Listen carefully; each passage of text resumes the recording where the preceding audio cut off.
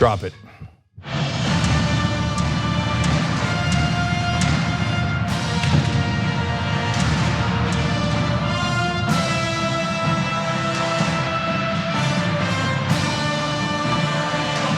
All right, welcome to the Young Turks. We do have a power panel. Normally I'm excited, but here we are, perhaps on the brink of war. So hard to get excited about the disaster that Donald Trump created yesterday. So John Iadarola, Cenk Uygur, Ana Kasparian with you guys. We have a giant show filled with a lot of facts about the assassination of the top Iranian general yesterday and what disasters might ensue from that. So Ana, take it away. All right. The Trump administration has assassinated Iran's top military commander, Major General Qasem Soleimani, and he did so through a drone strike, an airstrike specifically near the Baghdad International Airport. Obviously, this is in Iraq. Soleimani led the Quds force of the Islamic Revolutionary Guard, and as we all know, after Donald Trump had pulled out of the Iran nuclear deal, his administration decided to list the Islamic Revolutionary Guard as a terrorist organization. Trump has been escalating tensions with Iran from the beginning of his administration, and the very first step that he took was pulling out of the Iran nuclear deal, a deal that Iran was complying with, a deal that involved other world leaders, and it of course included Czechs, but Trump decided, no, I'm gonna pull out. Now, the Department of Defense issued a statement claiming responsibility for Soleimani's killing, saying that he and the Quds force were responsible for the deaths of hundreds of American and coalition service members and the wounding of thousands more. Now, they also claimed that Soleimani posed as an imminent threat. However, there has been absolutely no intelligence shared with the press to prove that point. Also, this was not authorized by Congress, and in order for the administration to follow through with this type of assassination without congressional authorization, they need to prove that there was an imminent threat. There has been no proof, although the State Department and the Trump administration continue to issue such statements. Yeah. Let me be clear, I don't believe them. Do I believe that there was danger in the area? Yeah, it's the Middle East. And so Iran and the United States have been going back and forth. You could say tit for tat, but that really is understating it. We did have a US defense contractor killed and a couple of troops wounded recently. Our retaliation for that involved killing 25 people and wounding 50. So that is a massive and arguably disproportionate strike. But that did not take us to the brink of war, and we were measured in our coverage of that, saying, sure, it's a good idea, but I said at the time, look, we do have to have some response to a contractor being killed and our troops being wounded. The question is, what kind of response? Now, and in the meanwhile, obviously, we had the riot, or however you want to characterize it, at the embassy. No one was killed there, but it was a scary situation. Now, our response has not been proportionate. Again, we now killed a top Iranian general, which is clearly going to cause massive retaliation and perhaps bring us to war. So later, actually, in fact, right now, the Republicans are all claiming they made us do it and it's all their fault. Half the media is backing them. The Democrats are tepid. The reality is we pulled out of the deal and it was Trump who did it. It was Trump who assassinated their top general. Now, do you think that they might then target our top generals or our top officials? Well, that's what we're concerned about. And that's what a smart person would take into account before they went around assassinating generals of sovereign nations. So I want to get into the details of the possible ramifications in just a minute, but before I do so, Donald Trump did issue a brief statement to the press, and here is his so-called justification for going through with this assassination. Last night, at my direction, the United States military successfully executed a flawless precision strike that killed the #1 terrorist anywhere in the world, Qasem Soleimani. Soleimani was plotting imminent and sinister attacks on American diplomats and military personnel, but we caught him in the act and terminated him. Under my leadership, America's policy is unambiguous to terrorists who harm or intend to harm any American. We will find you. We will eliminate you. We will always protect our diplomats, service members, all Americans, and our allies. So the line that I'm hearing from people who are defending Donald Trump's actions and statements coming from Trump's own administration have to do with how Soleimani was a bad guy. He was a bad guy, he was a terrible guy. Very similar to the type of propaganda that we heard prior to the preemptive war and the preemptive invasion into Iraq, right? Saddam Hussein is a bad guy, he's a bad guy, he's a bad guy. But here's the thing, the United States works with bad guys all the time. Mohammed bin Salman of Saudi Arabia he ordered the murder of a US resident, a Washington Post journalist, Jamal Khashoggi. And what did Donald Trump do? First, he tried to help the Saudis cover for that. And when that didn't work, he made statements about how we have a great financial relationship with Saudi Arabia, and that's all that really matters to him, right? In fact, we're helping them fight their war and carry out their genocide in Yemen right now. See, this is why I get frustrated with the media, because I'll go further than that. So the main justification they give for assassinating Soleimani is he helped the Shia insurgency in Iraq, and that killed our troops. Well, there's a lot of truth to that, and so was I concerned about that? Absolutely. In fact, we were more concerned than anybody else. That's why we said don't go in Iraq, because insurgencies will rise, militias will rise, and they will kill our guys. And it doesn't make any sense to put them there when Iraq had not attacked us, even though Saddam Hussein was a bad guy. Kim Jong-un's a bad guy. We didn't assassinate him or his top general. Why? Because it was started a disastrous war between North Korea, us, South Korea, Japan, etc. See, those are what smart people do. Dumb people go, oh, bad guy.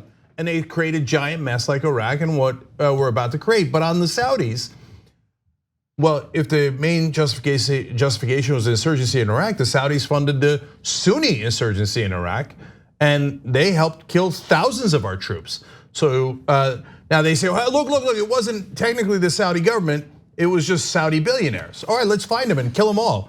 Execute them, assassinate them, drone strikes all over Saudi Arabia. Do you agree? I mean, it's not my logic. It's Trump's logic, and all the media goes along, oh yeah, Soleimani, bad guy. So I mean, you had to kill him, you had to murder him, right? Okay, well then do we have to murder all those Saudis who funded the Sunni insurgency? Okay, if you are principled on that, you would say yes, let's go kick the living crap out of Saudi Arabia. Oh, but they give us oil for a little less than other countries do. And Donald Trump said, even before he became president, they buy my apartments for $40, $50 million. Am I supposed to not like them? So as long as Donald Trump is getting rich and we get oil a little cheaper, apparently our principles don't mean a damn thing. So don't tell me that you did it based on the insurgencies when there's this massive, giant hypocrisy where the Saudis kill us over and over and over again. You guys remember who did 9/11? 15 out of the 19 hijackers were Saudis. Did we ever hit Saudi Arabia? No, we went and kissed their ass after 9/11. Why? Because Republicans said, hey, listen, man, they give us oil a little cheap, and they don't really give it to us, ExxonMobil, etc., right? So as long as our corporations are getting rich, you can murder American troops all day long, according to the Republicans. But hey, you know what? Donald Trump wants to seem like a tough guy, take your mind off of impeachment, maybe get reelected, like he said Obama wanted to do. He said, oh, Obama wanted to get reelected, that's why he's gonna attack Iran. But Obama didn't do that. Donald Trump did do that. And so don't buy into his BS rationale, which is what I see all over television. Yeah, and there's the concerns about the insurgency. There's also, as he stated in the video, not just that he was planning something, they caught him in the act. He was doing something right then. And if you're holding your breath for details, you should take a breath, because it's never gonna come, you're never gonna hear anything. It's sort of quaint, actually, that, I mean, from everything that I've read, it was clearly illegal. They don't have the justification to do what they did. But the fact that they would care at all seems sort of old fashioned. Like if he just came out and said, yeah, there's no justification, but I did it. What, are the Republicans gonna vote to remove him? Are they gonna allow charges to go through against him? Like what would the consequences be? There'd be nothing. Pelosi probably wouldn't even add them into the articles of impeachment. There would be no consequences. So I like this nod to the way things used to be. That's such a great point. Now, there are real consequences, and those consequences are for Americans abroad. And I'm not just talking about members of the military. There are diplomats and other US workers abroad who could be targeted as a result of this. And so let's go to a CNN video. This is Samantha Vinogard. She's an analyst for CNN, but she actually served as a national security advisor under the Obama administration. I think she makes a pretty good point here. Take a look. All American citizens are now walking prime targets for Iranian retaliation. The Department of Defense put out an important statement last night after this operation, indicating what appears to be declassified intelligence that Qasem Soleimani was responsible for planning additional attacks against Americans, but also that he approved the attack against the US embassy in Baghdad. So it looks like they were declassifying intelligence on that front, and going forward, we should really expect more of the same. The IRG Quds Force has demonstrated its willingness and intent to strike American citizens, to strike American diplomats who are afforded protections under international law. So in addition to the force protection measures needed for American service members, I am equally as focused on the American Diplomatic Corps, as well as all of the contractors that work for the US government and other American citizens, not just in the Middle East, but around the world. So I thought she made a good point, specifically when it came to how this escalation and this essentially a call for war is really threatening the lives of Americans abroad. But look, it shouldn't just be about Americans. How many civilians in the Middle East have already died because of US aggression? And so they shouldn't be an afterthought. There are gonna be countless civilians who die if we engage in war with Iran. And don't buy the nonsense that I've been hearing over and over again in the corporate press today about how if Iran decides to respond militarily, it'll be an easy and quick war. Oh my God. That is an actual point that I've heard people make. It is insane, and I'm gonna provide examples of that later in the show today. I think they accidentally loaded the teleprompters from 2003, actually. Yeah, crazy. And so yeah, they said we'd be greeted as liberators. It'd be Iraq war would take only a couple of weeks. Decades later, here we are. By the way, this has all happened in Iraq because the mess we created in Iraq. Why? Because we said Saddam Hussein was a bad guy. He was. Did that make the Iraq war logical? No, it did not. And here we are again. Look, credit where credit is due. I'm glad that CNN had her on and she said that. That's a very good point. But you'll hardly ever see it anywhere else, and certainly out of the idiot Republicans, you'll never see this obvious acknowledgement. So we get to call people terrorists all the time. And by the way, everybody's doing it. I don't know, it's not covered by American media, but Turkey calls the Kurds terrorists, the Kurds call the Turks terrorists, Iran calls the Sunnis terrorists, the Sunnis call Iran terrorists, and it goes around and around. And so, what does that mean? Well, okay, we said Soleimani, he might be the general of a sovereign nation, but apparently there are no international laws anymore, so we just murder him. And then the idiot Republicans sit back and go, okay, well, I guess we're done with that. No, we're not done with that. They're going to retaliate, and they're gonna call us terrorists, and they're gonna kill us. So look, I'm worried to death about the embassy in Iraq now. Trump, the moron, is like, oh, yeah, I voted at Benghazi. I'm so strong, I'm so strong. No, you didn't. Now that embassy is in great, great peril. There are 16,000 US employees at that embassy. God, I fear for them. Get them out, get them out, get them out right now. And now we're sending 3,500 new troops in. What, to be sitting ducks? What are they gonna do? Fight the entire country of Iran? Are we going to war or are we not going to war?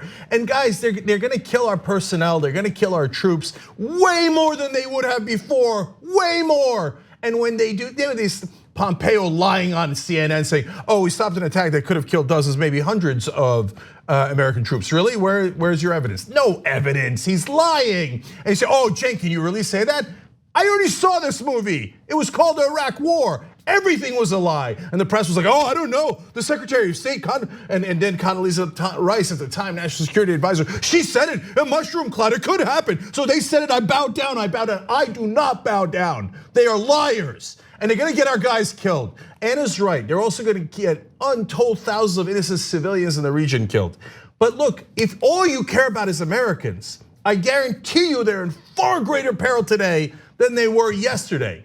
And so it's not one-sided. They get to counterattack. They get to also kill our civilians. And so now we should get out as soon as humanly possible, but instead we're bringing more people in to be sitting ducks for them to get killed. Yeah, and just like a month or two after the media was, they were falling all over themselves to give Trump credit for ending the forever wars. He's anti-war, people, accept it. He's anti-war, just sending thousands more soldiers there. So you said that they were sitting ducks. I think it's a little bit more malicious even than that. It is convenient to people who want to start wars to have soldiers there because it's easy to kill soldiers when they're there. Super hard for the Quds Force to kill American soldiers in San Diego or Houston or Alaska, super difficult. But if you put them in Iraq, it's not that difficult.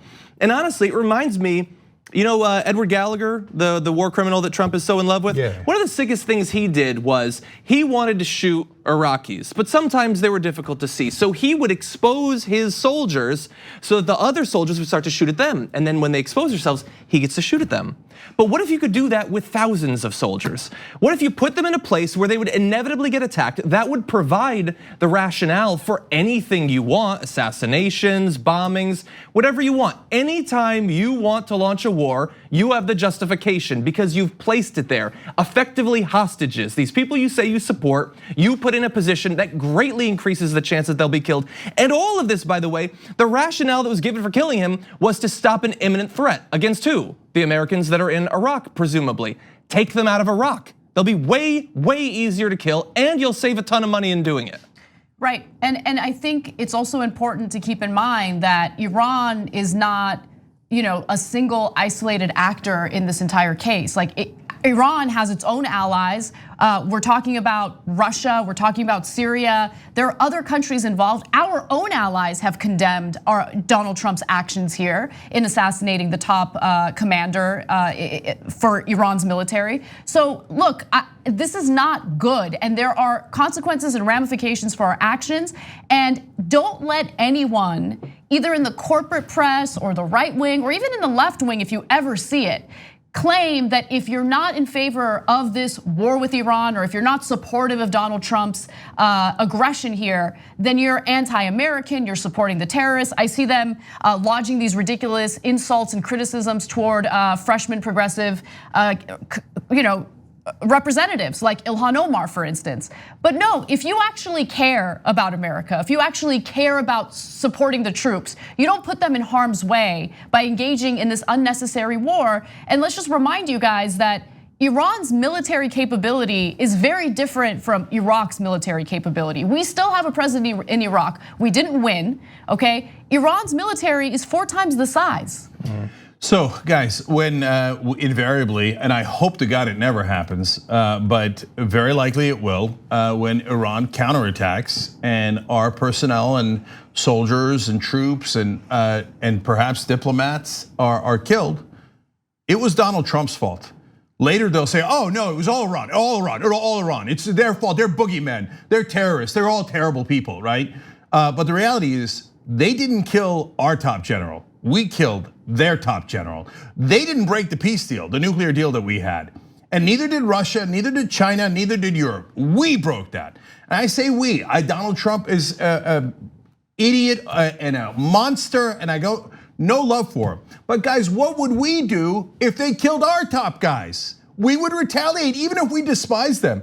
My God, if they killed Trump or our top general or Pompeo, well, of course we would counterattack. Of course we would, no matter how much we can't stand Trump or Pompeo.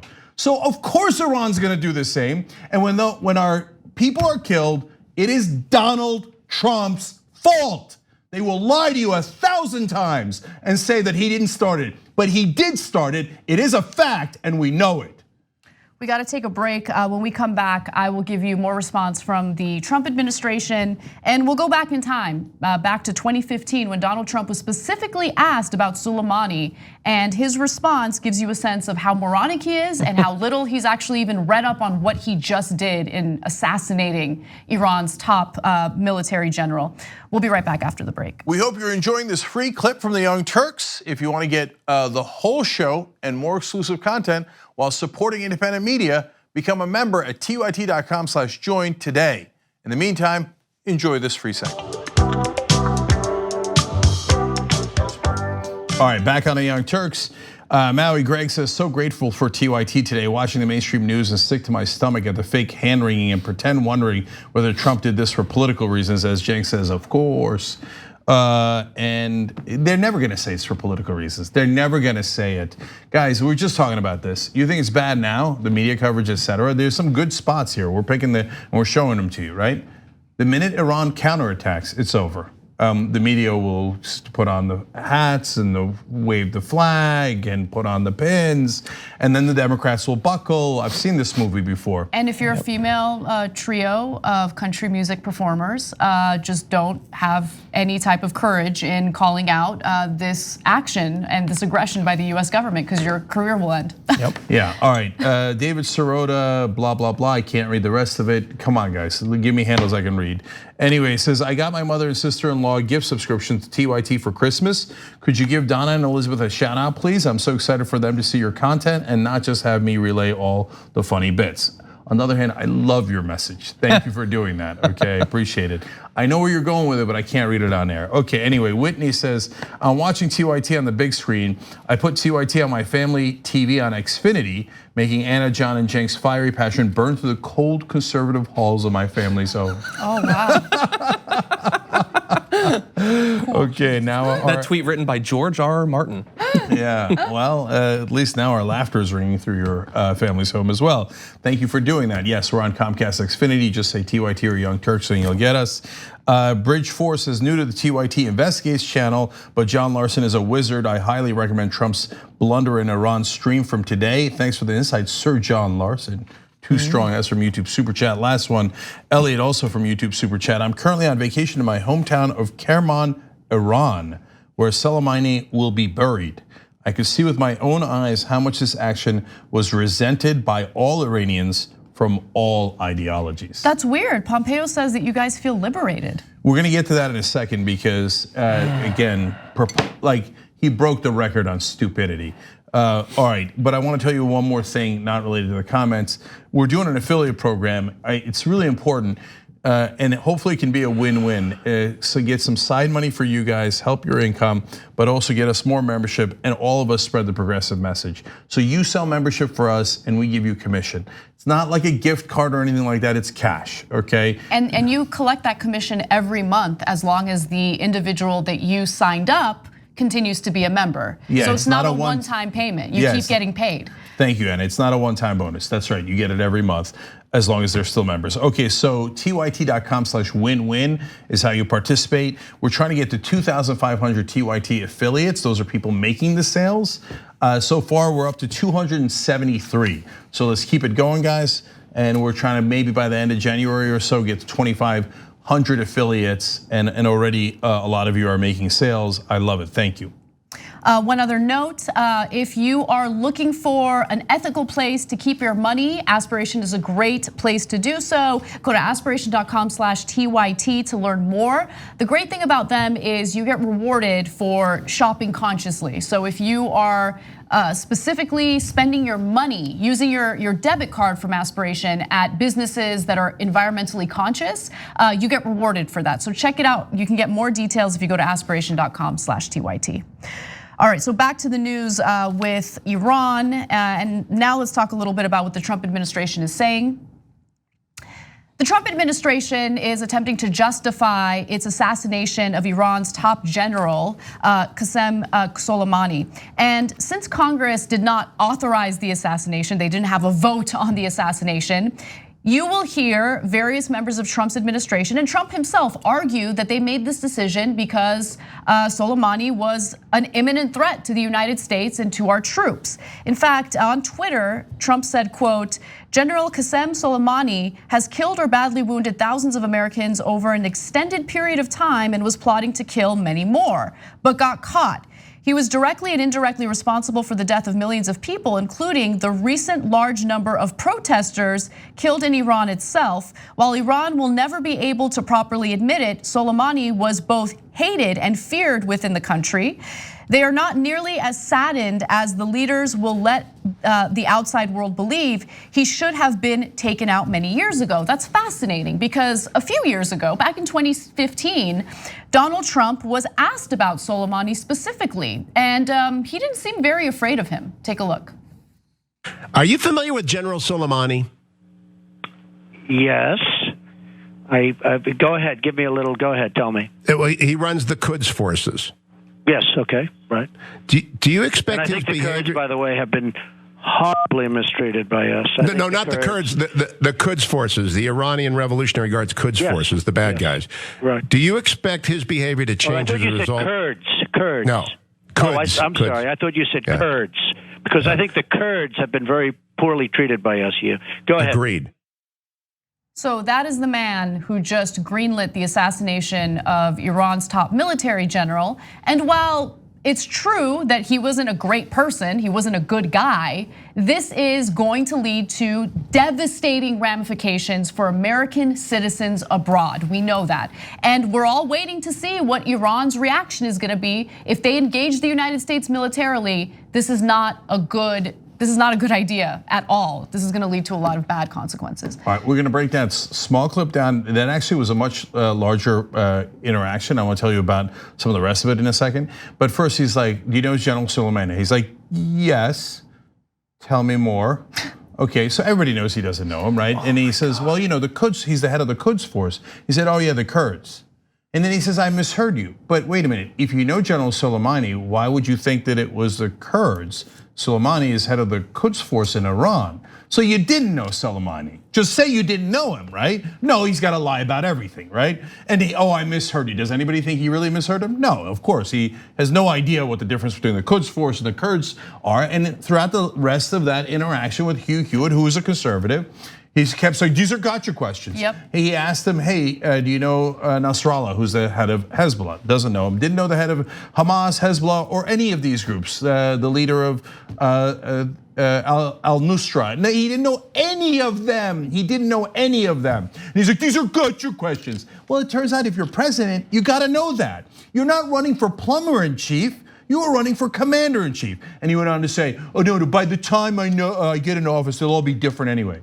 No, they were all the same when you got into office. And he said, it doesn't matter, I'll know it so well, it'll make your head spin. Does it look like he knows it so well, it'll make our head spin? No, he has no idea who these people are, he doesn't know. It makes a difference if your president is an idiot and is totally indifferent to reality and facts. Because it means that he's not educated on a serious decision that he made, right? But more importantly, he hasn't sat down to think through what the consequences will be, what the aftermath will be, right? So it's not enough to just say, we did this because it was a bad person.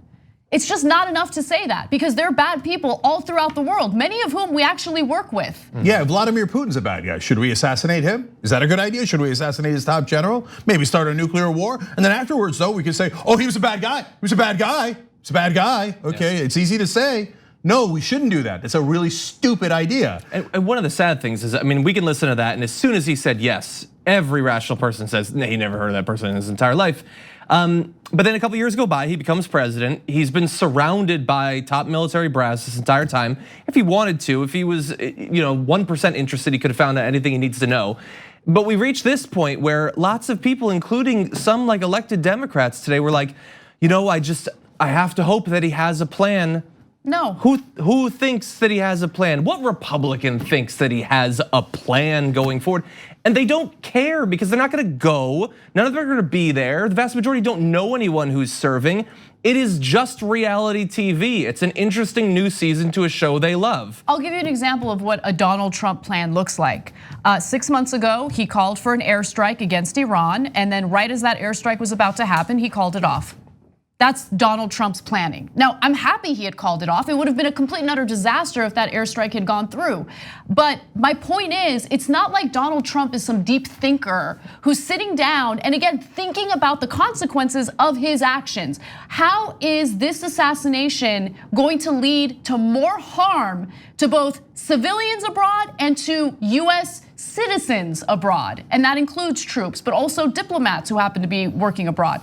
Now, with that said, I want to move on to his Secretary of State because he had some interesting interviews to justify what the administration just did, and Pompeo is a clown. So let's go to him. So Secretary of State Mike Pompeo had an interview with John Berman on CNN. And he tried to justify the Trump administration's decision to assassinate Iran's top military general. And here's what he had to say about it. You put out a statement a short time ago that says the decision to eliminate General Soleimani was in response to imminent threats to American lives. What was the nature of those imminent threats? John, I can't talk too much about the nature of the threats, but the American people should know that President Trump's decision to remove Qasem Soleimani from the battlefield saved American lives. There's no doubt about that. He was actively plotting in the region to take actions, a big action as he described it, that would have put dozens, if not hundreds of American lives at risk. We know it was imminent. This was an intelligence-based assessment that drove our decision-making process. The American people also know the history of Qasem Soleimani, hundreds of American lives on his hands too. He was involved in the Beirut bombings. He'd orchestrated an attack right here in Washington, D.C. It ultimately failed. This is a man who's put American lives at risk for an awfully long time. And last night was the time that we needed to strike to make sure that this imminent attack that he was working actively was disrupted. A specific target overseas? I'm not gonna say anything more about the nature of the attack, but know that this was not just in Iraq, it was throughout the region. He's not going to give specifics about the nature of the planned attack because that planned attack didn't exist. Yeah. I mean, that's my speculation, but I have reason to believe that I'm accurate because there's been no evidence provided for the action, for the reasoning that they keep providing for the action that the US took. Like, there's no evidence. You can't just sell it as Soleimani was a bad guy, he was an imminent threat, and that's it. The American people should just buy it. And some have, the right wing has, they think that they're safe now because Donald Trump has decided to do this. But he has not made Americans safer. All right, John Berman actually did a great job there. And as far as cable news goes, that was as much skepticism as an anchor could possibly give. He asked the question a couple of times after the interview was over. He said, well, he did make news claiming that they have documents about imminent threats and that they would release them. We're looking forward to them. That is a cable news anchor's way of saying, I don't believe him. And so I give a lot of credit to John Berman for a really good interview. But we're allowed to give our opinion and perspective here. I don't believe him at all. And so the United States, unfortunately, I love this country, but our government has a history of lying about so-called threats. In the Iraq War, they said, if the evidence can come in the form of a mushroom cloud, as if Saddam Hussein had nuclear weapons. Well, we know he didn't have nuclear weapons. He didn't have weapons of mass destruction. He was not connected to 9/11. They were all lies. And now we say that and go, oh my God, can you believe we believe those lies? Then Pompeo comes out with this outrageous claim that, hundreds of Americans were about to die. And then everybody goes, hey, you gotta believe him. You gotta believe him. Why do I have to believe him? No, this government, and specifically the Trump administration, has a legendary history of lying. You'd be an idiot to believe them. They have, has Trump's administration done more things that are true, honest, or more lies? I mean, we know he's got over 13,000 lies himself. I mean, with that track record, if you're an objective analyst, you should assume what they're saying is a lie rather than the truth. Especially with the history of the United States government, especially in the Middle East, especially with the Trump administration. Especially in the middle of an impeachment process. Yeah, definitely. Look, I know you summarized the rest of the interview that Berman did, but I actually do want to go to some more of the video because I do think he did a great job, and this next clip is a good example of that. And when I ask about the timing, the reason I am asking is because General Soleimani, as you well note, has been an enormous threat to the United States and US interests for decades. I was in Iraq between 2003 and 2008 when he was responsible for the death of probably 600 or more US servicemen. So what is different, or what was different yesterday than over the last 15 years? Well, John, you're right about the history of General Soleimani for sure. What's different today is that Iran has now been engaged for months, and we're managed dozens and dozens of attacks throughout the region. President Trump's shown enormous restraint to date. While we've made clear to the Iranians that we weren't going to tolerate the killing of Americans on December 27th, an American was killed in Iraq. And then we watched the intelligence flow in that talked about Soleimani's travels in the region and the work that he was doing to put Americans further at risk. And it was the time to take this action so that we could disrupt this plot, deter further aggression from Qasem Soleimani and the Iranian regime, as well as to attempt to de-escalate the situation. So I just want to make one quick point. So look, again, he fails to provide any specific example of how Soleimani posed as an imminent threat. Again, the Trump administration has to show that there was an imminent threat in order to carry out this assassination without congressional approval, right? Mm-hmm. They haven't demonstrated that, they haven't provided evidence. But he mentions the importance of deterring future aggression by Iran. Look, all of these different pieces of the US-Iranian relations aren't separate. Donald Trump pulling out of the Iran nuclear deal did what? It basically now allows Iran to enrich uranium and build nuclear weapons. They can now. Why not? I mean, Donald Trump has implemented these insane sanctions. It's crippling the economy in Iran. They had been complying with the Iran nuclear deal. They're not the ones who reneged. The United States is the one that reneged and then coerced every other ally that was part of that nuclear deal to pull out and implement sanctions and avoid doing any business with Iran. Iran has no reason to avoid building nuclear weapons at this point. My point is, the actions of the Trump administration don't deter future aggression, they encourage future aggression.